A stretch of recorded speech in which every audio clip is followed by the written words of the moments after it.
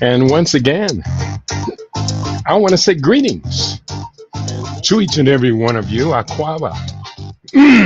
Welcome. Welcome to another round of the Conscious Roster Report here on Thursday, when the Conscious Roster Report becomes tech and future talk here on LIB Radio, LIB TV, here on livinginblack.com.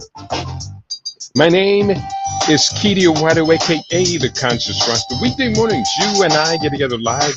We come at you from 9 a.m. Pacific time, that's 12 noon Eastern time, 5 p.m. GMT, and 8 p.m. East Africa time. We get together with you and we deal with culture, consciousness, historical perspectives. We deal with entertainment, economics, education, health, labor, law, politics, religion, family, conflicts, future studies, all areas of human interactivity and development.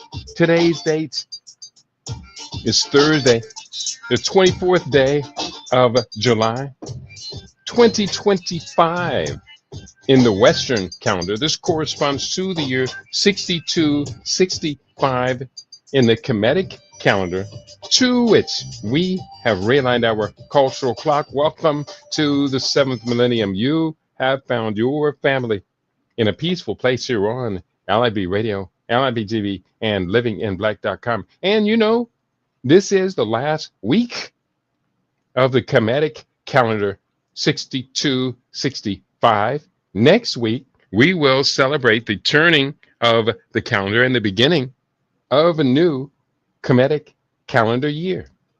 So all the more reason for me to become confused when I'm rattling off almost from rote the introduction to the show. But yeah, next week is the new Kemetic calendar, to which we have realigned our cosmic clock, our cultural clock. It's very, very important. Welcome to each and every one of you to the program today. Just making sure that I am live and direct, and we are here. Today is Tech and Future Talk. So here's what I have on the table for today's conversation. And we're going to stay on the medical theme, but this is, I believe, very, very important technology that we all should be well aware of as we seek to determine what will be, what is our best future, our best self-interest. Now, 1 second here while just tune it in just a little bit, make sure my green screen is not too far off base. Today on LIB Radio is Tech and Future Talk. We develop a hypothesis that there is a neurological association between alcoholic seizures and epileptic seizures. We consider this common link and the evidence that suggests that cannabinoids derived from the cannabis plant have been shown to be helpful in suppressing these seizures. As the science of endocannabinoids continues to evolve, we ask as to whether we have uncovered a powerful new therapy for alcohol addiction and epilepsy. So that is what the theme for today's show is. It's going to get a little bit technical today. So my science-loving audience, I welcome all of you. Basu Randa, I see you in the house. I know you are not afraid to take on technical science-based health-related issues. And I see my other sister for Africa 1 is in the house. What a joy, what a pleasure. Uja all, says Basuranda. For Africa 1 says Hotep, Brother Kiti, and Global LIB family. Welcome to both of you. You have found your family in a peaceful place. And you are appreciated, certainly. Let's go into today's research. And also, I'm very happy to say I am solving problems.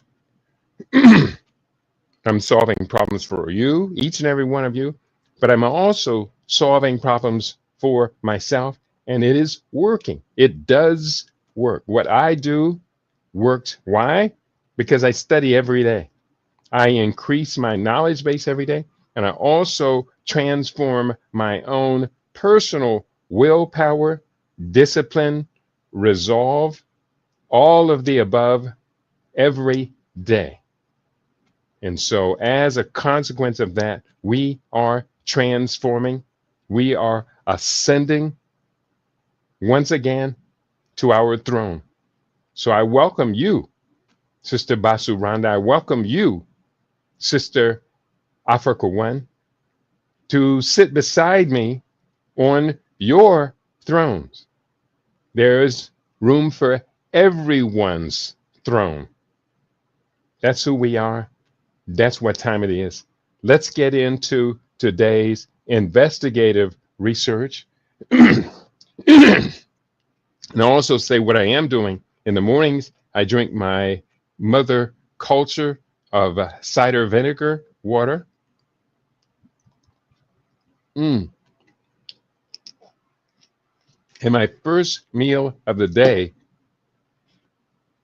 most days it's the first meal, or it might be the last meal, is chia pudding. It's an awesome combination. I am doing them every day now. And let me tell you, since I've been on this routine, my weight, which was at 145, that's my perfect weight. When I was 25 years old, it would, during the fast, at least during the latter part of my regular eating schedule, just before the fast, it would get up to 150 or so. When I did the fast, my weight went down to 142, about that, and stayed there. And then it went up. Now my weight is declining by 0.1 pound every day. So yesterday I was 143.2. No, yesterday I was 143.1. The day before that I was 143.2. Today I weighed myself at 143.0. And I feel good. I feel great. I did my push-ups yesterday like a champion. Yes, I did. That's who we are. That's what we do. But I do want you all, if you have any questions at all about your health, your body, whatever, please do text me. Text me, don't call. Text 702-580-0662. Text me and let's get together and let's work on how you can take advantage of all of this powerful information that I have amassed. Today we are on the subject of alcoholic seizures, epilepsy, seizures, and cannabidiol, CBD. First of all, I want to read to you from a web inquiry using ChatGPT. AI seizures and cannabidiol, CBD, have complex interactions, with both substances affecting seizure activity in different ways. Alcohol can increase the risk of seizures, particularly during withdrawal, while CBD has shown potential anticonvulsant properties, though its effects can vary depending on the context of use. Alcoholic seizures. Number one, alcohol consumption, especially in large amounts or during withdrawal, can lower the seizure threshold and increase the risk of seizures. This is particularly true for individuals with a history of alcohol abuse or epilepsy. Alcohol withdrawal syndrome can lead to seizures, and the risk is higher for those who abruptly stop drinking after heavy use. Additionally, alcohol can interfere with the effectiveness of anti-seizure medications. making it more difficult to control seizures.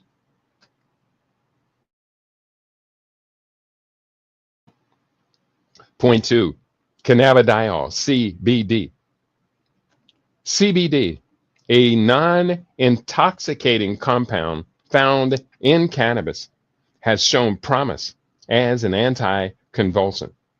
It has been approved by the FDA for treating specific types of epilepsy, such as Dravet syndrome and Lennox-Gastaut syndrome. However, CBD can interact with other medications, including anti-seizure drugs, and may affect their metabolism.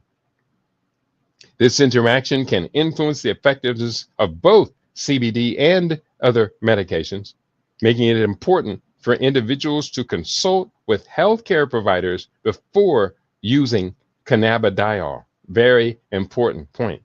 Point three, interactions between alcohol and CBD.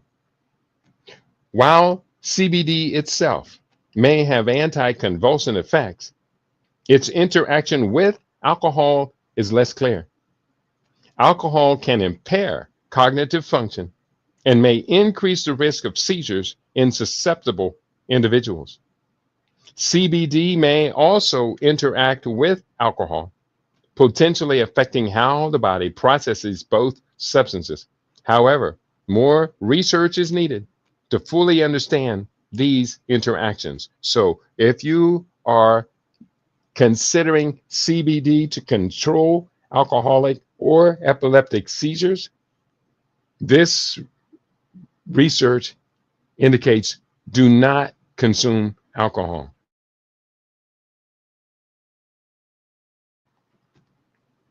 Now, according to your brother, I will not ever consume alcohol under any circumstances, none at all. Since 1986, zero tolerance for me for alcohol. Number four, point four, recommendations.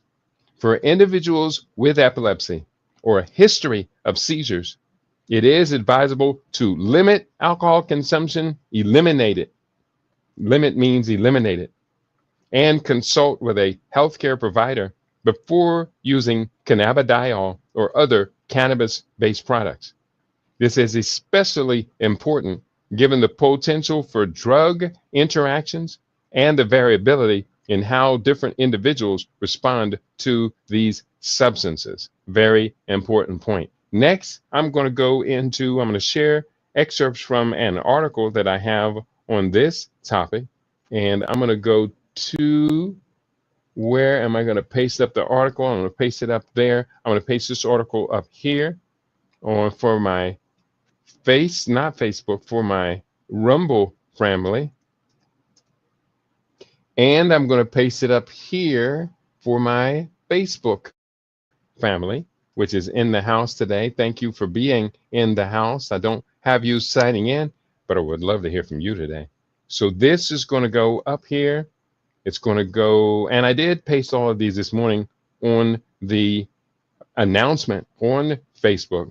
So if you're looking for any of these articles I'm going to be citing, go to the announcement on Facebook, and then there is Facebook Live. You'll see them there as well. So the next one we're going to talk to is entitled, this is the article, Seizures and Substance Use, written by Emily Murray and David Hampton in Addiction Center, February 19, 2025. Here's what they had to say. Seizures can be caused by substance use, and people with epilepsy should caution with using certain substances. What happens during a seizure? Seizures generally are the result of an imbalance between inhibitory influences and excitatory stimulation in the brain. When excitatory and inhibitory transmitters and receptors are balanced, neural activity is normal. Either increased excitatory or decreased inhibitory can cause a seizure. While the experience of having a seizure tends to vary from person to person, there are two common types: generalized and focal. A seizure that affects both sides of the brain is labeled as generalized. The two kinds of generalized seizures are absence and tonic-clonic. The two types of generalized seizures are absence and tonic-clonic. Absence seizures typically only affect a person's awareness, resulting in rapid blinking, staring off into space, and/or smacking the lips. Recovery from an absence seizure is often immediate.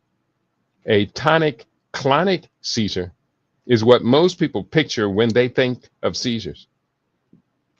They involve a complete loss of consciousness, stiffening of the muscles, and jerking motions. It usually takes less than 3 minutes to recover from a tonic-clonic seizure. Focal seizures affect only a small part of the brain and can be simple or complex. A simple focal seizure affects only a small part of the brain, which can cause brain twitching or a change to the senses like taste or smell. A complete focal seizure causes someone to be confused or dazed or unable to respond to questions for a few minutes. Focal seizures can become generalized if it spreads to both sides of the brain. Seizures can be a medical emergency when they last more than 5 minutes or occur close together without time in between to recover. This type of occurrence is called status epilepticus. Status epilepticus. At this point, it is important to call for medical assistance or use any emergency medication that has been prescribed. Let's talk about epilepsy. While not everyone who has a seizure will have another one in the future, those who have 2 or more may receive an epilepsy diagnosis. Each year, there are about 180,000 new cases of epilepsy, with children and older adults being the most affected. For 70% of epilepsy cases, the cause of the disorder is unknown. Some known causes are head injuries, brain tumors, infections like meningitis, stroke, and low oxygen during birth. When treating epilepsy, the goal is to find a method that will stop seizures with the fewest amount of side effects. Because epilepsy is so individual, finding treatment is often a trial and error process. The specific patterns or situations that may trigger the likelihood of having a seizure are called triggers. Triggers are different for each person with epilepsy. It can be helpful to keep track of triggers to gain a better understanding of when a future seizure may occur and how to prepare for one. Some commonly reported triggers are time of day, lack of sleep, sickness, flashing lights, menstrual cycle, dehydration, not eating enough food, and stress. How substance abuse affects seizures? Seizures are a common complication of substance use, and up to 9% of status epilepticus cases are being caused by recreational drugs or poison.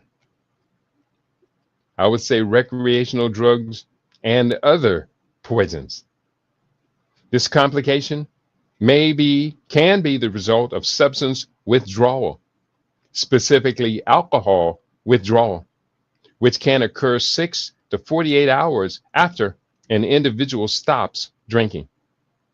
Alcohol withdrawal syndromes are most common among those who have abused the substance for many years. All forms of cocaine can cause seizures, which can occur seconds, minutes, or hours after use.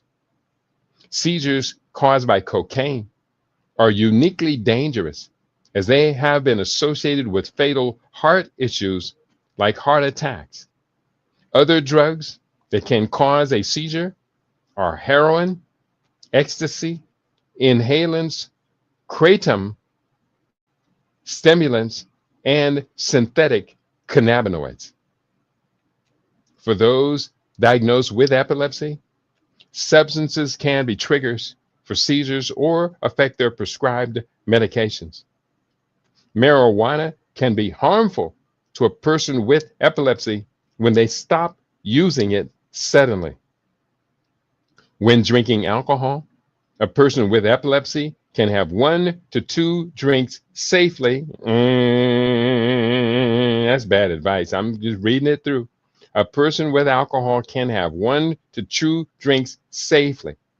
It is important to not drink more than this because seizure medication can lower alcohol tolerance and can cause a person with epilepsy to become intoxicated more quickly. Alcohol may also increase the risk of seizures for those with epilepsy in the 6 to 48 hours after they have stopped drinking. Often the biggest interference substances have on those with epilepsy is that the altered state caused by drugs and alcohol may cause them to forget to take their medication. For epilepsy medication, follow a set schedule, and taking doses at prescribed times is imperative to preventing breakthrough seizures. Wow. That's some serious business. But my hypothesis, I hope you see how the hypothesis is coming together. Next, I'm going to take you to the website of Epidiolex. Epidiolex is a common medication, and it is given to people diagnosed with epilepsy. And I'm going to put up that link to Epidiolex right here and put it up on YouTube as well. Epidiolex. Here we go. Let's see what it has to say. In 2018, now this excerpt is not from their website. I think this excerpt I'm reading from is actually, I think it's a Chat GPT AI. In 2018, the FDA approved Epidiolex, the treatment of seizures associated with 2 rare forms of epilepsy, Dravet syndrome and Lennox-Gastaut syndrome. Epidiolex contains cannabidiol, or CBD. This is the first FDA-approved drug that contains a purified drug substance derived from marijuana, or cannabis as we call it, as well as the first drug treatment for Dravet syndrome. This syndrome is a genetic condition that involves frequent fever-related seizures in the first year of life and other types of seizures later in life. Dravet usually affects language and motor skills, hyperactivity, and the ability to relate to others. Lennox-Gastaut also begins in childhood at around 3 to 5 years old and includes multiple types of seizures. Most children with Lennox-Gastaut have learning problems, intellectual disabilities, and delayed development of motor skills. Epidiolex has shown to be effective in reducing the number of seizures in those who are prescribed it. Despite this, the drug has several side effects, such as fatigue, drowsiness, feeling weak, loss of appetite, diarrhea, skin rash, insomnia, and infections. While serious side effects of Epidiolex are rare, It is possible that the new treatment can cause liver problems, sedation, severe allergic reactions, or suicidal thoughts or behavior. Again, any side effect of any drug that causes suicidal thoughts or, quote, behavior is undeniably to be cut off immediately. We're going to propose a different solution, but let's go forward. Seizures can be the result of substance use or the withdrawal of substances like alcohol.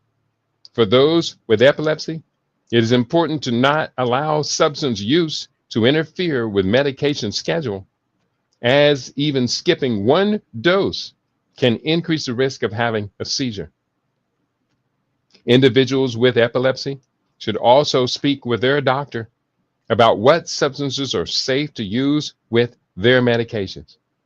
If you or a loved one suffers from seizures, but still finds themselves unable to stop abusing substances, contact a treatment provider for information on available treatment options. All right, we are continuing that article. Again, I gave you the website and that article. Next, we're going to go to the following article. And 1 second, let me put it up here for our Facebook family. I hope you are finding this to be interesting. I am using this information as practical, as I just recently taken on a client that is in this category. And this is my learning intensive. So what I do recently is when I take on a new client, clinical nutrition client, I'm going to research this very, very thoroughly. And I'm going to make sure that everyone out there has the opportunity to get this research along with me. So I hope you do appreciate it. And we are going to continue this. 1 second. Do I have that? Okay, I put it up there, and I'm going to do this. If it all fits on one, it does fit on YouTube. I think it does. Not necessarily. So I'm going to copy this one more time. I'm going to paste it up on Rumble and YouTube with just the hyperlink to the article itself. You did get the title in the previous post, but here is the hyperlink to the article. And here's what the article has to say. Bear with me. Are we here? Clinical interactions. Bear with me. Okay, we are here. This one article is entitled Cannabidiol Interactions with Medications, Illicit Substances, and Alcohol, a comprehensive review, written by Premallatha Balachandran et al. From the Journal of General Internal Medicine, January 29, 2021. And here's what the abstract has to say. It's a little bit technical, but you have already been introduced to, you know what I do, and you know this language. Abstract. Cannabidiol, a non-intoxicating phytocannabinoid, has potential therapeutic effects over a broad range of disorders. Recently, there has been increased interest in CBD, cannabidiol, as several studies show promising anti-convulsant efficacy with few side effects. In 2018, a CBD-based oral solution, Epidiolex, was approved by the FDA to treat two severe forms of pediatric epilepsy, Dravet syndrome and Lennox-Gastaut syndrome. Although only these two syndromes are recognized indications for CBD, it has been consumed in an unregulated fashion for a variety of indications, including chronic pain, muscle stiffness, inflammation, anxiety, smoking cessation, and even cancer. While CBD legislation in the USA is confusing due to differences in state and federal laws, CBD has proliferated in the US market in several forms, such as CBD oil or capsules, hemp oil extract, and also as an ingredient in several dietary supplements, syrups, teas, and creams. While the ever increasing use of CBD and its widespread availability to the general public, I should say, not while, with the ever increasing use of cannabidiol and its widespread availability to the general public, it is important to examine and report on possible drug-drug interactions between cannabidiol and other therapeutic agents, as well as addictive substances such as alcohol and tobacco. A detailed literature search for CBD's possible interactions was conducted using online databases. As expected, CBD has been reported to interact with anti-epileptic drugs, antidepressants, opioid analgesics, and tetrahydrocannabinol, THC. But surprisingly, it interacts with several other common medications, example given acetaminophen, and substances including alcohol. This review provides a comprehensive list of interacting drugs. The possible mechanisms for these drug-drug interactions are presented in the table format. Given the growing popularity of CBD as a medication and the dearth of valuable information on CBD drug-drug medic interactions, it is critical to be aware of current drug-drug interactions, and it will be important to investigate the impact of CBD upon concomitant medication use in future randomized controlled trials. Concomitant, meaning you have comorbidities and they are prescribing different drugs. Cannabidiol's interactions with alcohol. Although CBD's effects on alcohol consumption are poorly understood, cannabidiol is known to act as an agonist of the 5-HT1A receptors, and results suggest that CBD can attenuate alcohol consumption and potentially protect against certain harmful effects of alcohol, such as liver and brain damage.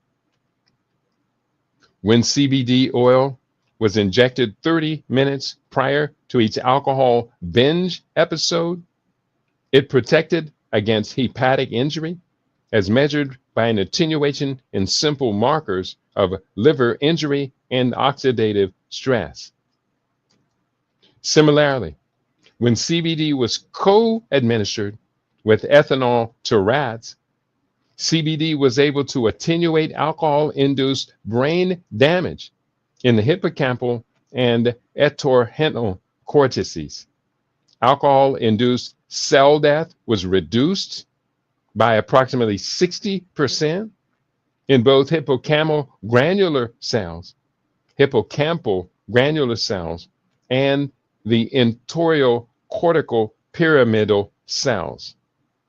In a clinical study, CBD, when consumed with alcohol, produced significant impairments of motor and psychomotor performance, overestimations of time production, estimation of alcohol content over various time periods, and subjective responses, indicating some protective effects, including an accurate self-perception of one's intoxication and deficits.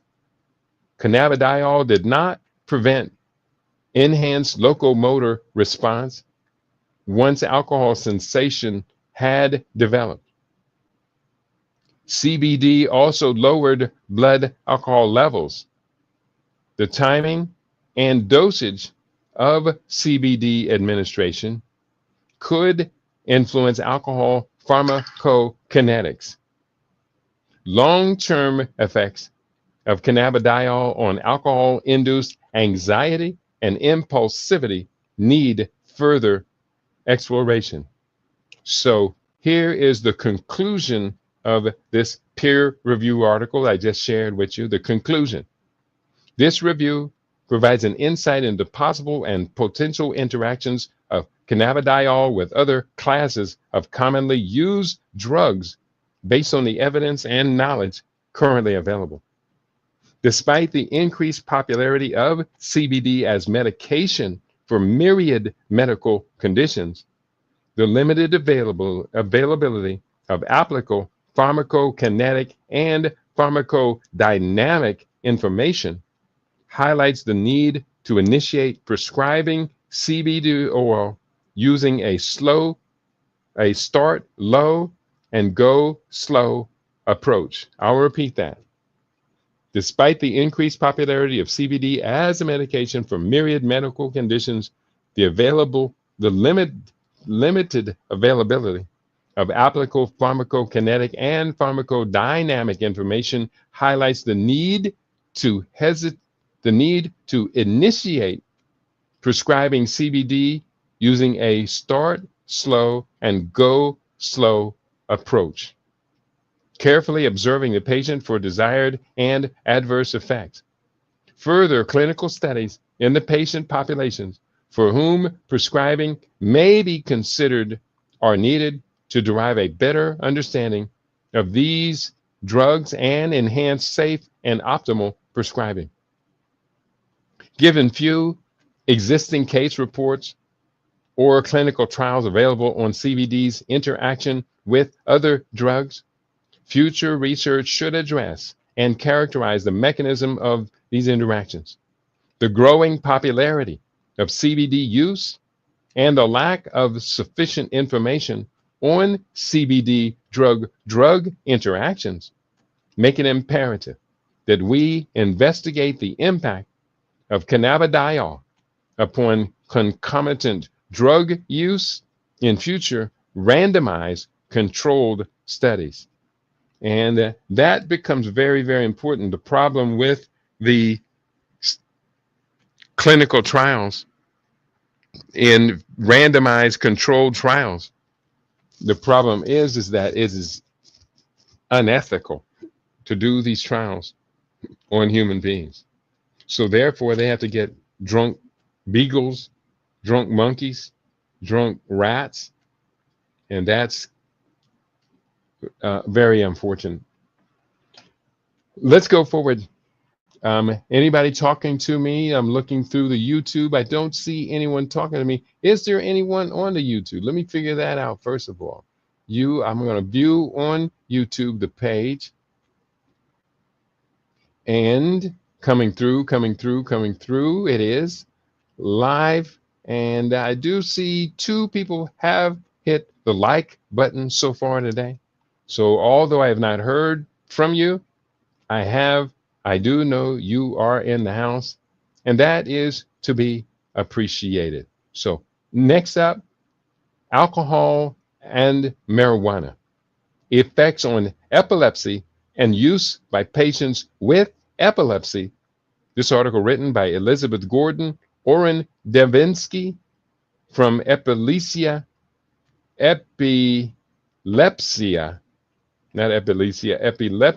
Journal, 20th of December, 2001. Let me put up this link.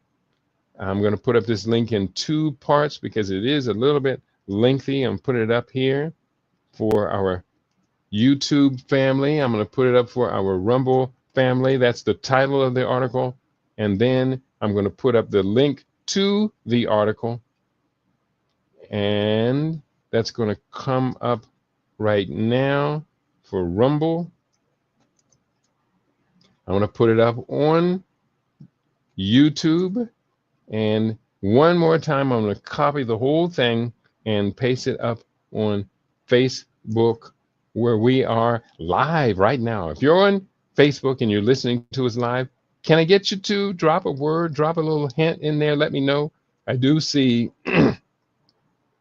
I do see me in the house, and I want to make sure that other people get to know about this. Hey, listen, is today's program one that you might absolutely want to share with other people?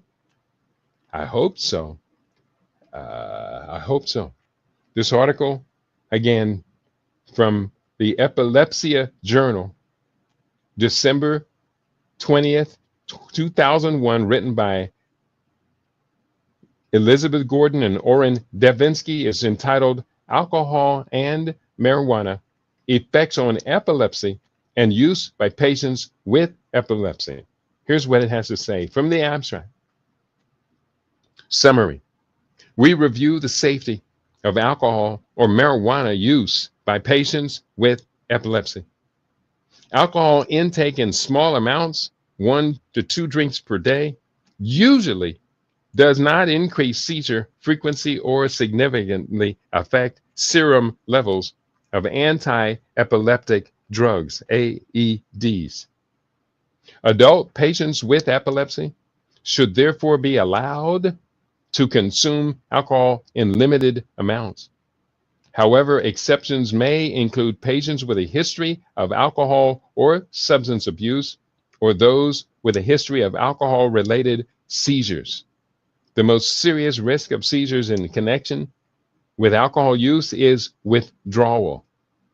Alcohol withdrawal lowers the seizure threshold, an effect that may be related to alcohol dose, rapidity of withdrawal, and chronicity of exposure. Individuals who chronically abuse alcohol are at significantly increased risk of developing seizures, which can occur during withdrawal or intoxication. Alcohol abuse predisposes to medical and metabolic disorders that can lower the seizure threshold or cause symptoms that mimic seizures. Therefore, in evaluating a seizure in a patient who is inebriated or has abused alcohol, one must carefully investigate to determine the cause. Animal and human research on the effects of marijuana on seizure activity are inconclusive. There are currently insufficient data to determine whether occasional or chronic marijuana use influences seizure frequency. Some evidence suggests that marijuana and its active cannabinoids have anti-epileptic effects, but these may be specific to partial or tonic-clonic seizures. In some animal models, marijuana or its constituents can lower the seizure threshold.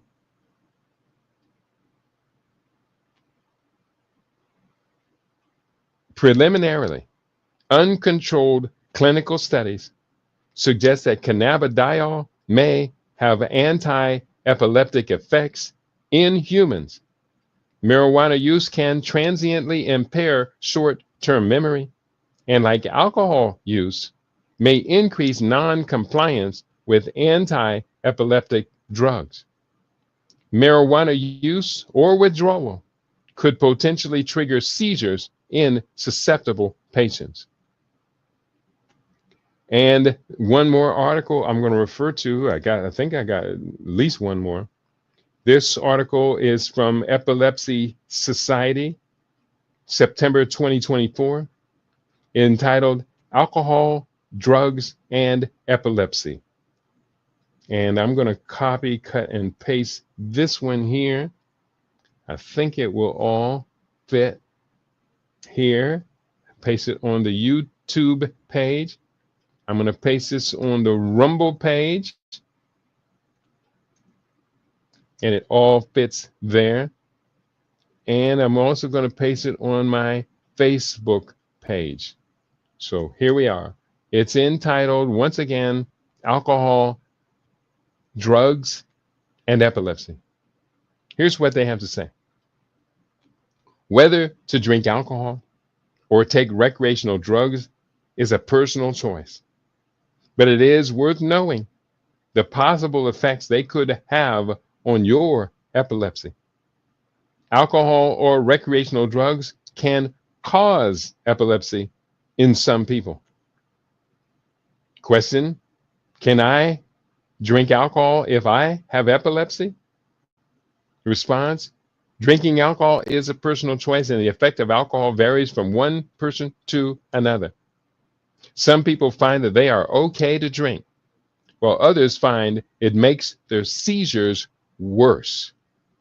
Having epilepsy doesn't necessarily mean you can't have an alcoholic drink, but it is important to be careful with alcohol for the following reasons. Reason number one: alcohol disrupts your sleep. Seizures can be triggered by tiredness for many people, so poor sleep makes seizures more likely to happen. Point two: drinking alcohol can trigger seizures for some people, not always while they're actually drinking. Often it's later, during a hangover, when the alcohol level in the body is falling, that seizures happen. Point three: vomiting or being sick may reduce the level of anti-seizure medication in your system, so it may not work so well to control your seizures. Point four: anti-seizure medication can increase the effects of alcohol, and alcohol can make some of the side effects of anti-seizure medicine worse. Point five: drinking water in between alcoholic drinks can help reduce the chances of a hangover, but will not prevent seizures from occurring. 1 second as I clear my throat.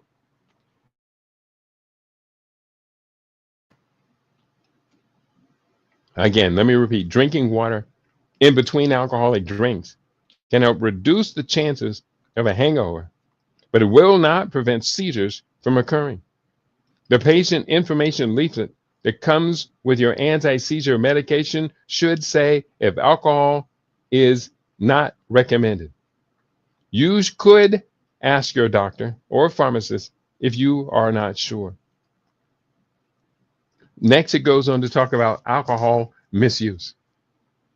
Consuming large amounts of alcohol over a long period of time seems to be associated with a higher risk of developing epilepsy. Let me repeat that. Consuming large amounts of alcohol over a long period of time seems to be associated with a higher risk of developing epilepsy.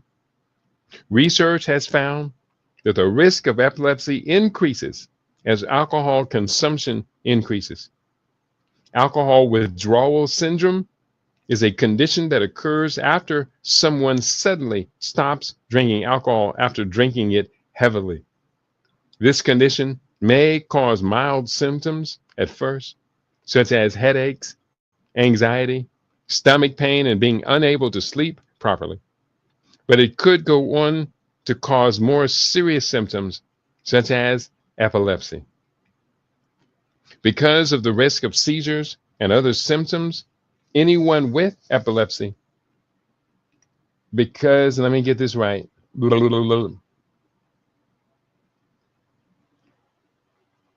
Let me back up. But it could go on to cause more serious problems such as epilepsy. Because of the risks of seizures and other symptoms, anyone with epilepsy who has been drinking heavily should seek medical support before stopping drinking alcohol.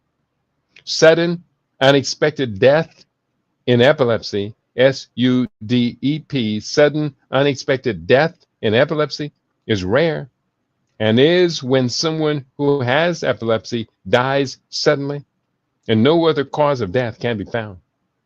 Research has found that the risk of sudden, unexpected death from epilepsy is twice as high for people with epilepsy who have a history of being dependent on alcohol. Visit the National Health Service and Drink Aware websites for more advice and support. NHS and Drink Aware, one word, website for more advice and support. Recreational drugs and epilepsy. Taking cannabis, ecstasy, speed, cocaine, and other recreational drugs can trigger or increase the frequency of seizures for some people. They can also interact with medication.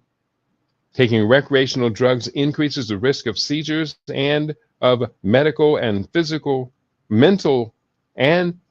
health problems, which in turn may make seizures more likely. Recreational drugs include illegal drugs and legal highs. Also, you can never be certain what exactly is in recreational drugs. Good point. Learning more about your own epilepsy and treatment means you can make informed choices about your lifestyle. Next, medical cannabis. And I'm going to switch in just a second to my book, Industrial Hemp Uses and Opportunities, in just a second, because this is very good. Medical cannabis is a medicine used to treat a variety of symptoms. It is based on a part or parts of the cannabis plant. The cannabis plant contains cannabidiol, CBD, and tetrahydrocannabidiol, THC. Currently, Epidiolex, that's misspelled, is the only cannabis-based medicine approved for treating epilepsy in the UK. It contains pure CBD, which does not cause the changes in mood that THC can. It does not contain any THC. Epidiolex can only be prescribed as an add-on treatment for adults and children over the age of 2 with 1. Dravet syndrome, 2. Lennox-Gastaut syndrome, and 3. Tuberous sclerosis complex. Now, I'm going to take a second here and just revert to my book, which goes into these subjects, and I think it was on pages 31. Nope, let me get the pages right. Seizures. I'm looking for seizures in the index. Seizures, page 60 and 64. Page 60, we're gonna go there. And this is, I have together, this is chapter 5, entitled The Medicinal Use of Cannabis Compounds. And I'm gonna go to number 16 of this list, and there is a long list of this, goes up to this whole chapter. This goes up to, whoa, this is a long list. Goes up to 34. So I'm going to read to you number 16 of 34 on this list of medical use of cannabis compounds. Number 16, drug dependency and withdrawal. Rolling Stone magazine reported in March 2017 about the successes that Anita Briscoe, a psychiatric nurse practitioner in Albuquerque, was having using cannabis to help patients overcome opioid drug addiction. Between 2015 and 2016, Briscoe observed that 25% of her patients reported being able to kick opioids with marijuana. They stated calms down their cravings, relaxes their anxiety, and is helping to keep them off of opioids. Now, this is on, oh, I was reading page 59. Sorry about that. Page 60. This is number 17. Epileptic seizures. Endogenous cannabinoids manufactured within the body. See, this is the part of the endocannabinoid system, one of 18 body systems that we've documented elsewhere in living superfood life. 18 functional body systems, the endocannabinoid system. So endogenous cannabinoids manufactured within the body, that's what endogenous means, control seizures.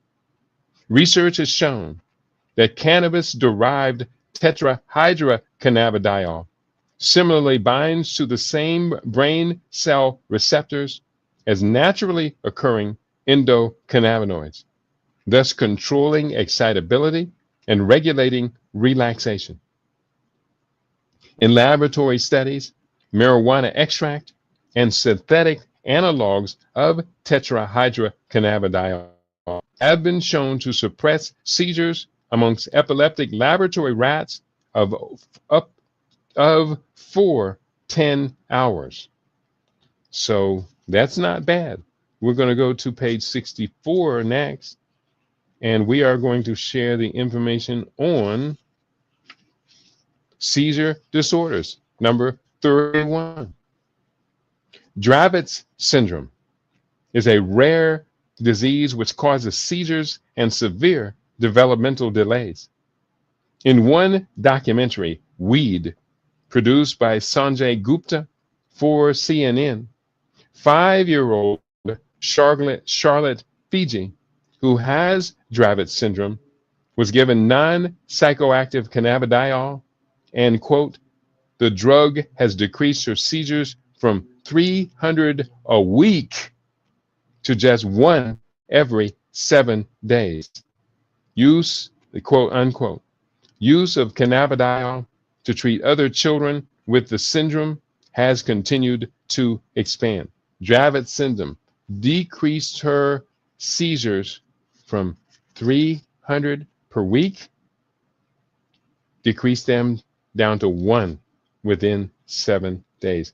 That is wonderfully very impressive. And we're going to keep going. There is more research on the table today.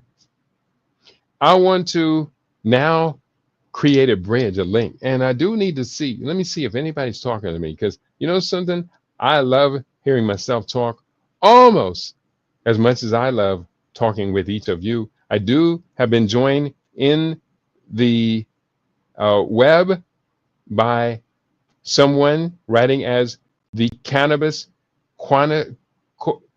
connoisseur, the cannabis connoisseur, writes, Charlotte's Web works great. Cannabis is a gateway drug to gardening, and that's a beautiful thing. Research the Charlotte's Web strain. I will do that. Charlotte's Web strain. Let me try this out. Charlotte's Web strain. Charlotte's Web strain of cannabis. And I'm pulling that up, and it talks about, I see it here on Copilot, Charlotte's Web strain of cannabis, and I'm going to look it up in Copilot real quickly. Quick response, it's coming in. Good morning, sir. Good morning to you, and welcome. I welcome you to the program today, and you may want to text me as well if you have these strains that are being used for medical cannabis. Now, I do not consume cannabis at all, but I will be recommending cannabis to a client. So you may want to text me at 323-902.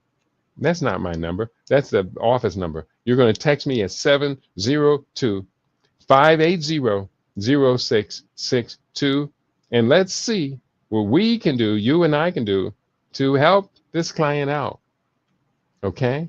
So Charlotte's Web is a legendary cannabis strain that's more than just a name, it's a movement. Originally developed by the Stanley brothers in Colorado, this sativa-dominant hemp cultivar was bred specifically for its high CBD and ultra-low THC content. That means it delivers powerful therapeutic effects without the psychoactive high typically associated with cannabis. Key features of CBD include CBD content, often 15 to 20%, making it one of the most CBD-rich strains available. 2, THC content, less than 0.3%, keeping it federally legal as hemp in the US. And 3, dominant terpenes, myrcene, pinene, and caro, car, caryophyllene, excuse me for the language, caryophyllene, known for calming and anti-inflammatory effects. Medical benefits include Charlotte's Web gained attention after helping Charlotte Fiji, a young girl with Dravet syndrome, dramatically reduce her seizures. Since then, it's been used to support 1, epilepsy and seizure disorders, 2, anxiety and distress, 3, chronic pain and inflammation, 4, sleep issues, 5, neuroprotective conditions like Parkinson's and Alzheimer's. The effects and experience: non-intoxicating, no high, just a sense of calm and clarity. Reported feelings: focused, relaxed, and uplifted. The flavors: earthy, piney, and slightly floral. This strain helps shift public perception of cannabis from taboo to therapeutic.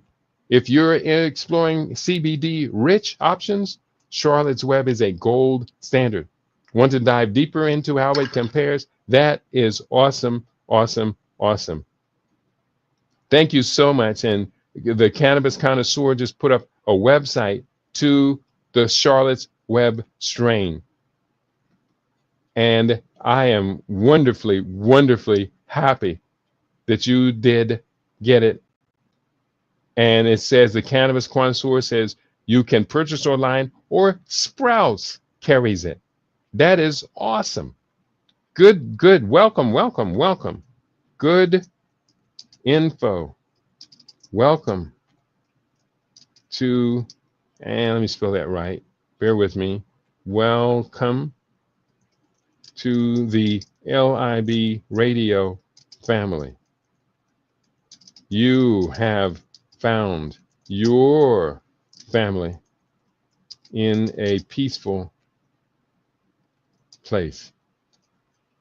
You have found, not foreign, you have found your family in a peaceful place. And thank you. I gotta say thank you so much. For Africa One is checking in. My 8-year-old granddaughters has epilepsy and used Charlotte's Web until the UK banned it. The main issue here is getting the medical and education system to accept it. And thank you so much. And I appreciate you, Cannabis Connoisseur. You have found your family. And I do hope you do stick with us for some time. We are a global family. We're almost finished with the research. I got just a few more paragraphs I'm going to read, and then we're going to link it. We're going to wrap it for today. Link between alcohol seizures and epileptic seizures. This is the bridge. This is tying today's entire research program together. And then, of course, now we not only have the solution CBD, but very specific solution, Charlotte's Web. Thanks to my beloved friend joining us today. Alcohol-related seizures are typically provoked by acute intoxication or withdrawal. During heavy drinking, GABA, G-A-B-A receptors become downregulated, and NMDA receptor expression rises. When alcohol intake suddenly drops, the balance tips toward excitability, triggering seizures 6 to 72 hours later. Over time, repeated withdrawal episodes can sensitize neural circuits and lead to unprovoked epileptic seizures. This is sometimes called alcohol-related or provoked epilepsy. By contrast, epilepsy is diagnosed after 2 or more unprovoked seizures. Its causes range from genetic channelopathies to structural brain lesions. Chronic alcohol abuse increases epilepsy risk roughly 1 to 7-fold, or 1.7-fold. Chronic alcohol use increases epilepsy risk roughly 1.7-fold. And heavy use can exacerbate seizure frequency in people who already have epilepsy. The key differences between the two: number one, alcohol seizures are provoked by withdrawal, occur within days of the last drink, often self-limited or status epilepticus. Now, epileptic seizures, in turn, are characterized by unprovoked and recurrent, are driven by intrinsic neural hyperexcitability, and require long-term anti-epileptic therapy. The impact of endocannabinoid system on seizure regulation. The endocannabinoid system modulates neuronal excitability and neuroinflammation via retrograde signaling.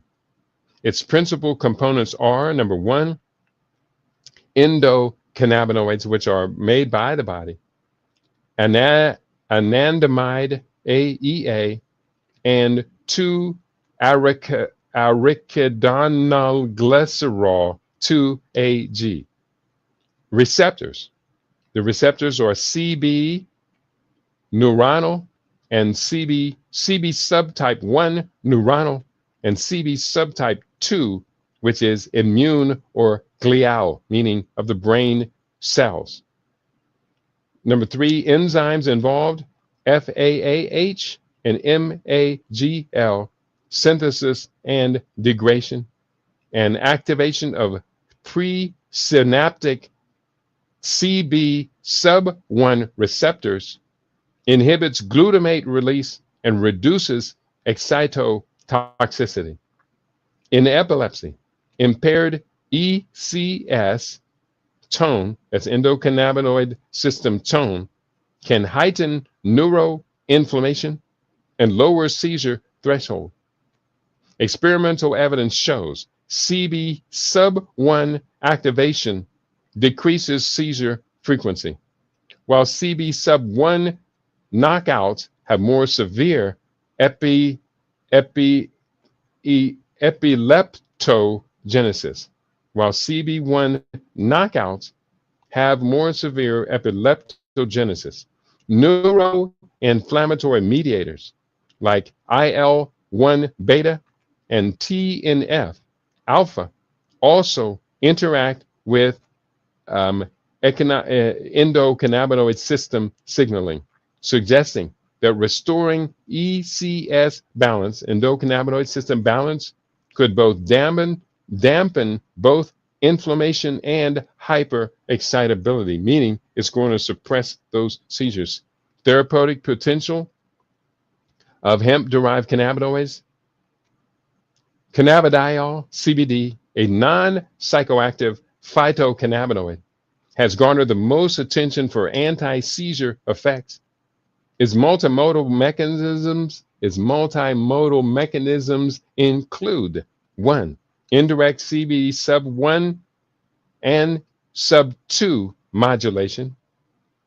Point 2, inhibition of GPR55 and adenosine reuptake. 3, agonism at TRPV1 and 5-HT sub 1 receptors. And point 4, modulation of intracellular calcium and voltage gated channels. Now, I'm almost finished with this. And I'm going to right now just kind of skip forward because it's getting really technical and I'm having a hard time reading this technical. So we're just going to go to the last part: safety and drug interactions. CBD is generally well tolerated.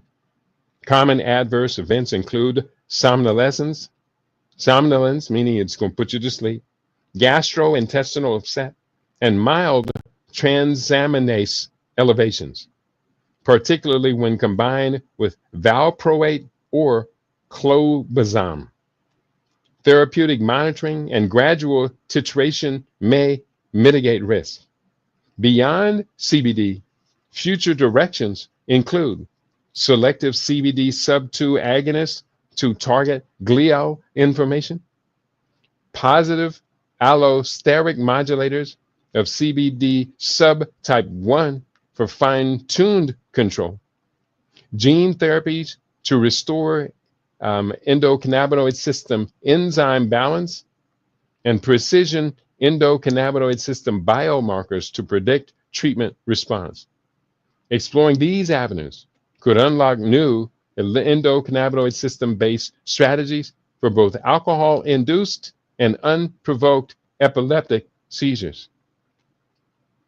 And last section, the National Institute for Health and Care Excellence, NICE, is the organization that makes recommendations about what medicines doctors can prescribe on the National Health Service.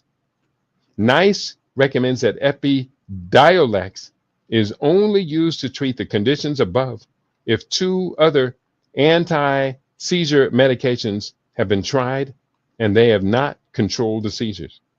They also recommend that doctors check every 6 months to see if Epidiolex is working to control or reduce seizures and stop prescribing it if it is not. Point 1. Some cannabis-based products are available to buy over the internet without a prescription. It could be that most of these products may be illegal in the UK, even those called CBD oils.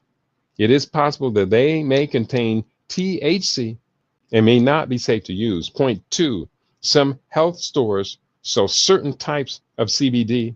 However, the National Health Service information suggests that there's no guarantee these products are of good quality or that they give any health benefits. Point 3, if you do decide to use CBD, it is important to let your epilepsy specialist know, as it might affect the way your existing anti-seizure medication works. And point 4, you should never stop taking your prescribed anti-seizure medication without talking to your specialist first, as this could cause more seizures or more severe seizures. Visit the NHS website for more information. Lastly, the Epileptic Society is grateful for Dr. F.J. Ruggun, consultant, neurologist, and honorary associate professor, clinical lead, Shalford Center for Epilepsy, who reviewed this information. And on that note, we have gotten through everything. We got through a lot of great information for today. I do see a bunch of comments. Let me go through all of these. For Africa One is in the house. You can order off their website, and he did put up the website. Number 2, YouTube has a bunch of videos and information on Charlotte's Web. And for Africa One writes, the cannabis connoisseur think my daughter said that there is a problem at customs. The ban was devastating because my granddaughter responded well to Charlotte's Web. I can vouch for its efficacy. And lastly, also look into possible microdosing of mushrooms with psilocybin, ? Okay, the Cannabis Connection is in the house. And I thank you, Cannabis Connection, for all the wonderful, positive inputs you gave us today.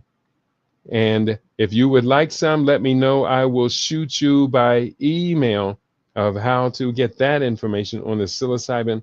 And on that note, you might want to, the rest of the conversation, you may want to put it up in the chat board or the comments section at the end of the program. When, of course, the chat will be cut off, you will be able to contact the comment section. And I encourage people to read the book, Industrial Hemp Uses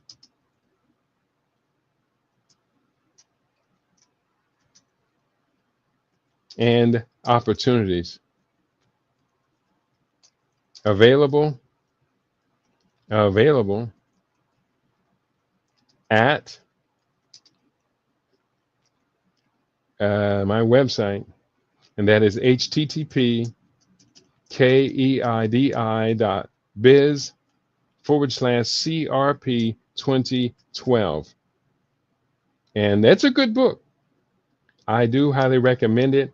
And I do highly recommend people support LIB Radio. Do the best that you can. If you can do a little every month, that is great. If you can do a one-time donation of any amount, that is great. We are in a position where we want to continue this.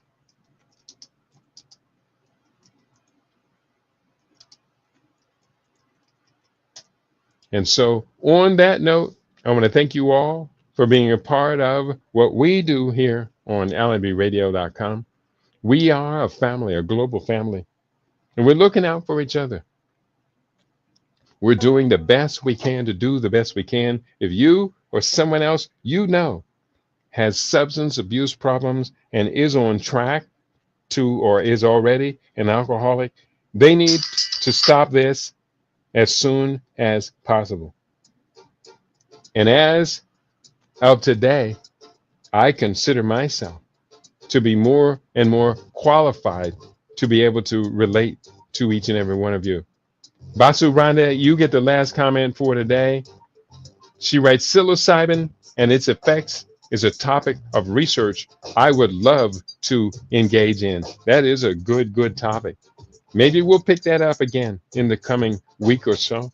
I want to thank you all for your attention today. You've been tuned into your favorite. We aim to be your favorite. We are LIB Radio. We are LIB TV. We are livinginblack.com. So tell your friends to tell their friends that we have our own now. And we're very proud of who we are, what we have, and what we are doing with our own. And that's why you tune into your favorite LIB Radio, LIB TV, and livinginblack.com. Peace and prosperity to each and every one of you.